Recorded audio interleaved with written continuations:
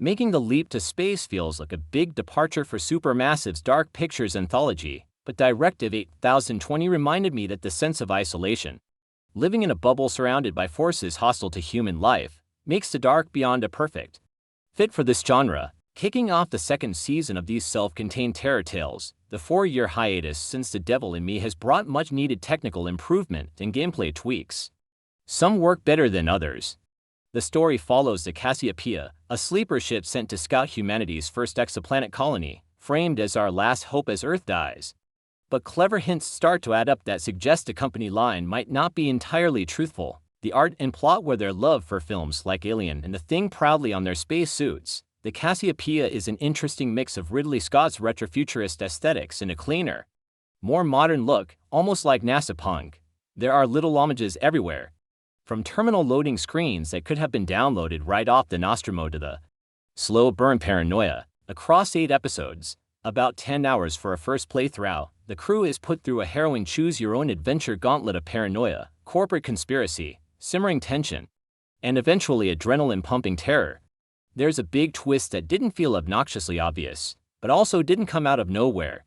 I was able to figure it out ahead of time by being a thorough explorer and connecting the dots. The characters are endearing, memorable, and complex, brought to life by Supermassive's impressive performance capture tech, which has been among the best in the business for a while now. In certain lighting, the models do have a little bit of an uncanny valley feeling, a side effect of this being the studio's highest fidelity game yet.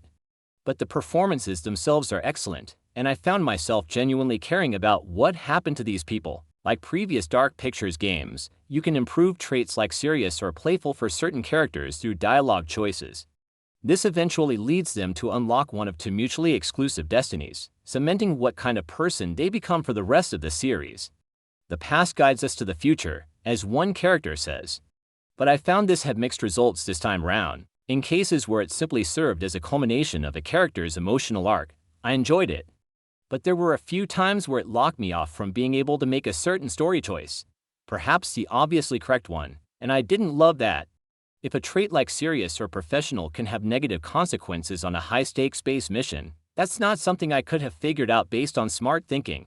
It just felt like I guessed the wrong door. There's also not a lot to do for some crew members in the back half as a byproduct of the branching story. By the time you get to the last couple of episodes, practically anyone could be dead already based on your decisions. This results in a handful of conversations where it feels like there are 5 people in the room, but only 2 or 3 of them get to talk. The big new mechanic for this return of the Dark Pictures is active stealth sections. You have to avoid prowling enemies using cover, darkness, and distractions. It's nothing revolutionary in general, but it does help Supermassive's formula not feel like so much of a visual novel with occasional quick-time events and limited exploration. That being said, I found by the end that it's maybe a bit overused. There are plenty of difficulty and accessibility options, which is nice. If you don't like life or death QTEs, you can adjust them to be much more forgiving. There's a parry mechanic that allows you a cooldown-based free getaway if caught in a stealth section. On the default setting, this basically trivializes them. But you can tweak that to be more restrictive. I chose to play through the first time on Survivor, but even when you have that mode active, you can open the menu at any point to see a new scene tree which details all of the possible paths in there. And lock requirements. It even contains some pretty big spoilers if you're not careful. It kills some of the tension to know that there were scenes where death isn't a real possibility, whereas previous Dark Pictures games had me on edge and ready to hit those QTE buttons at any second. There's really no going back from that. I would highly recommend resisting the urge to look at this screen at all, at least for your first playthrough. I wish I hadn't, and I wish there was a way to disable it completely. It's the only way to find out there were a total of 44 different unique character deaths to witness if you're into that kind of thing. There are even some Easter eggs that require the rewind feature to find, which is neat, so the feature has value. It's just presented far too early and without enough. Warning. The audio in Directive 8020 can be a little hit or miss.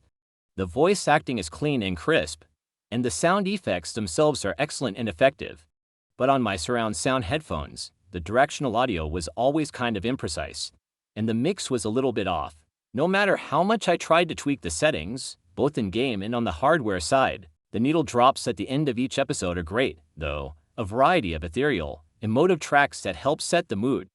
I was disappointed, however, that you're not greeted at the beginning by Pip Torrens' mysterious curator to introduce the story. I also missed a phenomenal cover of Odette that served as the first season's theme song. I don't think that framing device is entirely gone. I'll let you figure out what I mean by that yourself. The deep space setting is used effectively. There are zero-gravity sequences that add a new layer of disorientation. Environmental hazards like decompression and radiation leaks keep you on your toes. And the alien threat, when it finally reveals itself, is genuinely unsettling. Not just a monster, but something that gets inside your head and turns the crew against each other. That paranoia is where Directive 8020 shines brightest. I've honestly been a big fan of the dark pictures since the very beginning, despite their quirks and shortcomings. Directive 8020 is a chilling and impressive start to the second season of the anthology. The effective deep space setting, smart writing, strong performances from the main cast, and a tense, if a bit overused, new stealth mechanic are the highlights. I wish the ability to scroll through the scene trees hadn't been presented to me as so immediately and trivially accessible. Even casually pawing through it for a minute definitely ruins some of the magic and suspense on a first playthrough.